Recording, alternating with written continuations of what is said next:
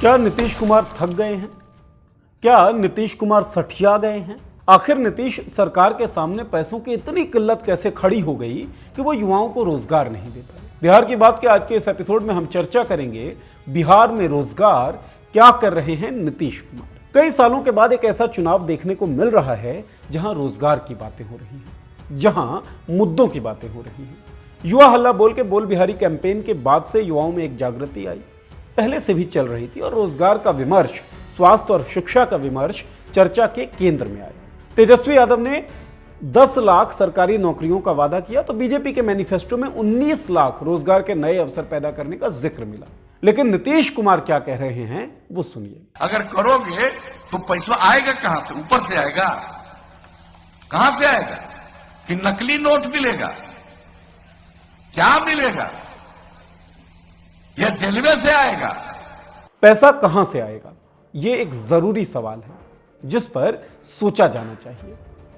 लेकिन एक चुनावी सभा में जब एक तरफ रोजगार देने का वादा किया जा रहा हो, दूसरी तरफ उस वादे पर इस तरह का मखौल, वो भी एक ऐसे व्यक्ति के द्वारा जो 15 सालों से सूबे का मुखिया रहा हो, मानसिक दिवालियेपन का एक नमूना है। गौरतलब यह है कि बिहार देश के सबसे युवा राज्यों में से एक है।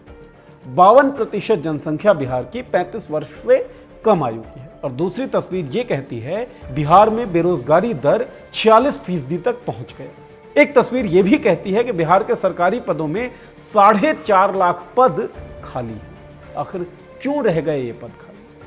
इसे समझने के लिए द वायर का एक रिपोर्ट, जो पुरानी रिपोर्ट है, वो समझनी पड़ेगी। इस रिपोर्ट के मुताबिक 500 करोड़ रुपए खर्च किए गए विज्ञापनों पे सन 2014 से लेकर 2019 तक बिहार सरकार के द्वारा।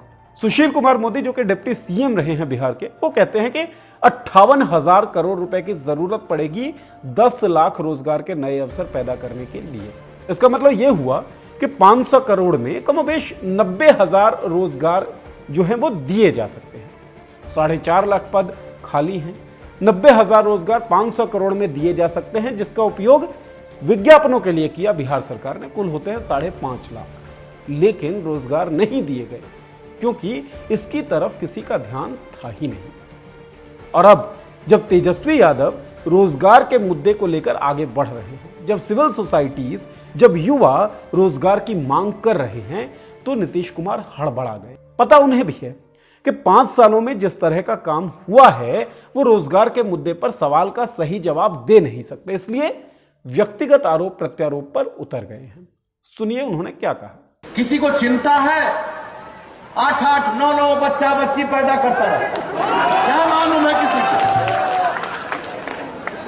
बेटी पर भरोसा ही नहीं, कई बेटियां हो गई तब बेटा हुआ।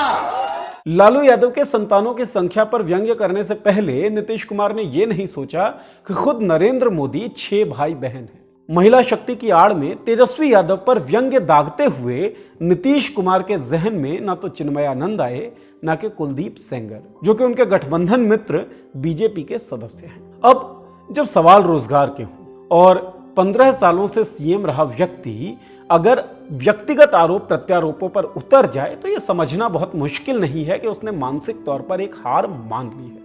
और जिस तरीके से यह चुनाव आगे बढ़ रहा है, जिस तरीके से महागठबंधन, ऑपोजिशन पार्टीज और युवा रोजगार के मुद्दे को लगातार आगे बढ़ा रहे हैं, वो इस बात को दिखाता है कि ऑपोजिशन में युवा खड़े हो गए हैं और विपक्ष में उनका स्थापित हो जाना उनकी आंशिक जीत है। रोजगार देने में नाकाबिल रही सरकार की मानसिक हार, इस आंशिक जीत को पूर्ण जीत में तब्दील करने के लिए जरूरी है कि जाति पाति से अलग रहकर युवा इसी तरीके से मुद्दों की बात करते रहें, मुद्दों से पीछे ना हटें, अनर्गल बयानबाजी से दूर रहें और अनर्गल बयानबाजी की आलोचना भी करते रहें।